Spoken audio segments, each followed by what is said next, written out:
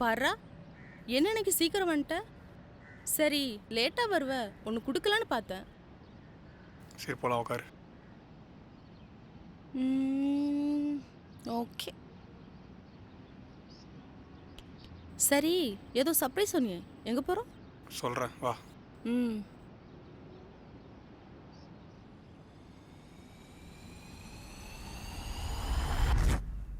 இப்போ புரியுதா உன்னை நான் ஏன் சும்மா இருக்க சொன்னேன்னு?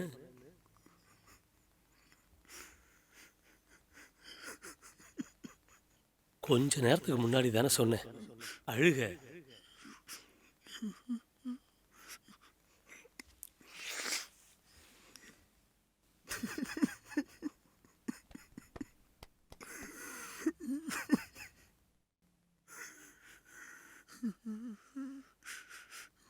அப்புறம் இன்னொரு விஷயம் மறந்துட்டேன். என்னதான் உன் அப்பன் குடிகாரனா இருந்தாலும் உன் அம்மாவை இது வரைக்கும் ஒரு தடவை கூட சந்தேகப்பட்டதில்லை. ஆனா உன்னோட சந்தேக பார்வை இந்நேரம் 2 உசுரை பலியாக்கி இருக்கும். தான் தாயும் வரப்போற பொண்டாட்டியும் சுத்தமா இருக்கணும்னு நினைக்கிறது தப்பு இல்லை. ஆனா அதுக்கு முன்னால நாம எப்படி இருக்கோம்னு இருக்கிறதுல இருக்கு. பெண் அவளை சுத்தியுள்ள ஏதோ ஒரு காரணங்களுக்காகவும் சூழ்நிலைகளுக்காகவும் அவ வழி மாறுவா. அதுக்காக அவளை பலி கொடுக்கறத விட்டுட்டு அவ வழி மாறின காரணத்தை கண்டுபிடிச்சாலே இங்க எல்லாமே மாறிடும்.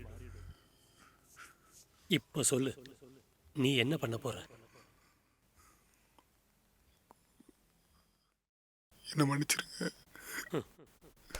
மன்னிப்பும் எதுக்கும் தீர்வாகாது. மாற்றம் ஒண்ணுதான்.